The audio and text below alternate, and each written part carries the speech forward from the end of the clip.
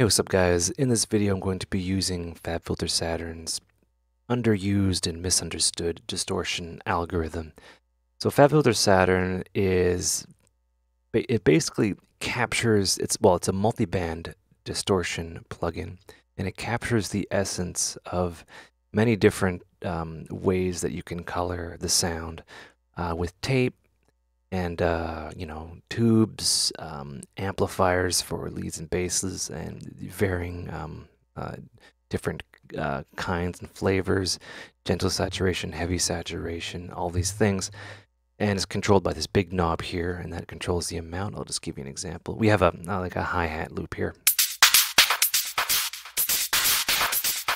and it does a really good job of coloring the sound, and you can set it up into like a multi-band situation, so you can have different distortions in different bands. And what this does is it kind of evens out how it is being driven, so you get a different sound completely.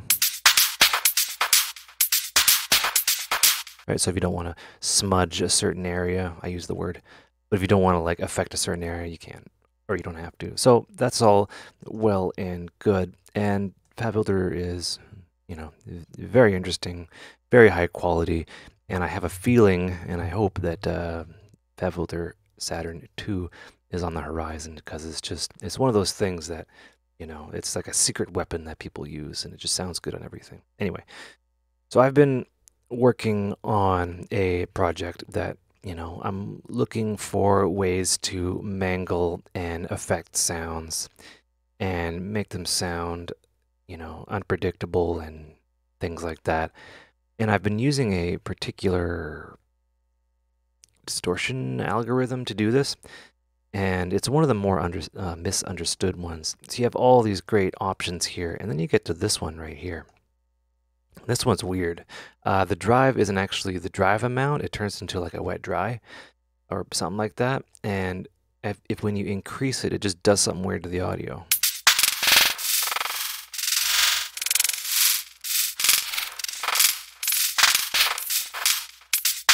Right? And you're just like, what the heck is that?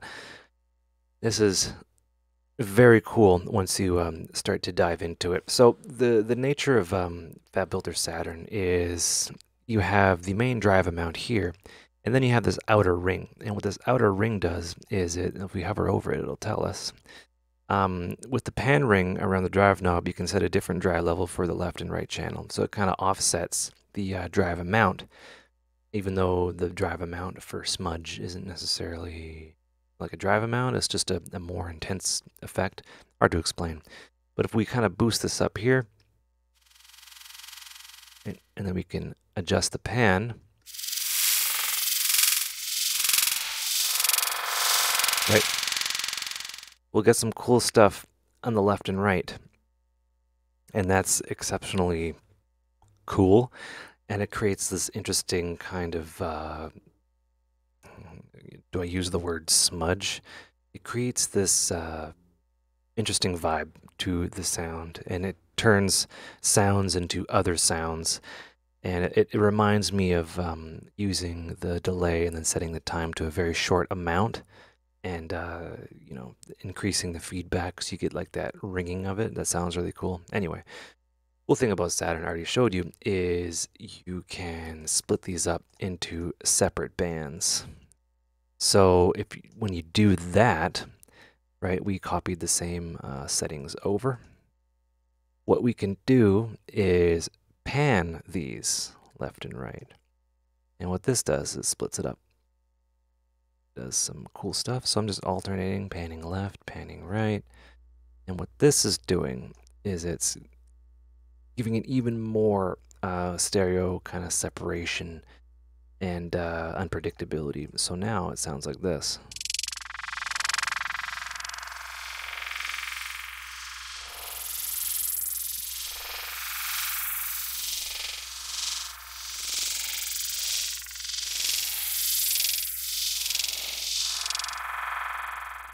That sounds really interesting, and it's just with basic source material like this. So if we were to, let's say, double this or stretch it out, etc., etc. it sounds like that already. What we can do is we can make it even more like that. We'll try that. We're mangling the sound. That's the word that comes to mind when I'm doing this.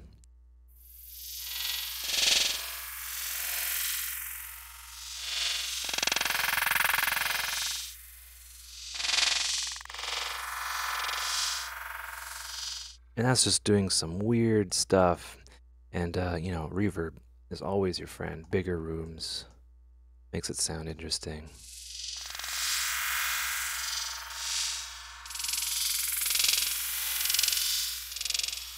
Right, we can pitch it up and pitch it down within Ableton.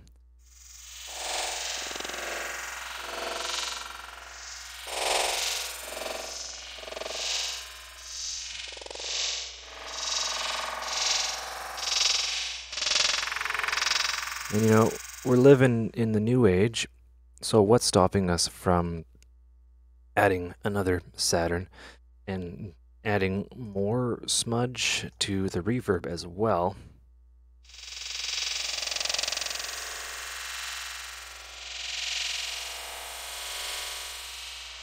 And then, yeah, maybe, just for the sake of thumbnail, we can do all sorts of stuff, and then we can kind of run that through a broken tube, see what that sounds like.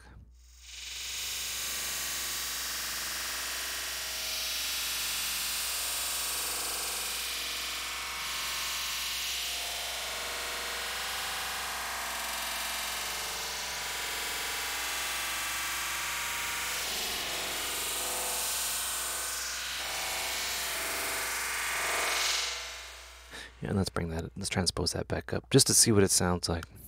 Don't be afraid to go back and change your source material when you're doing stuff like this.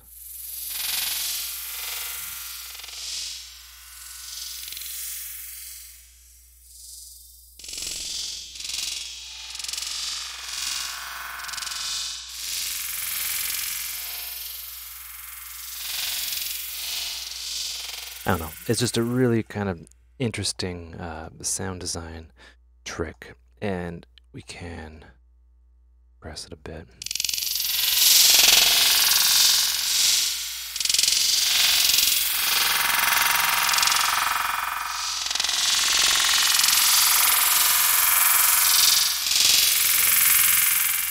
And then you basically have Nightmare Fuel. Anyway, that's just something that I've been doing a little bit lately. Let's say, can I put in a vocal? On vocals, it sounds really, really wacky. High quality vocals. I don't even know what this is. Yeah. Yeah, there we go.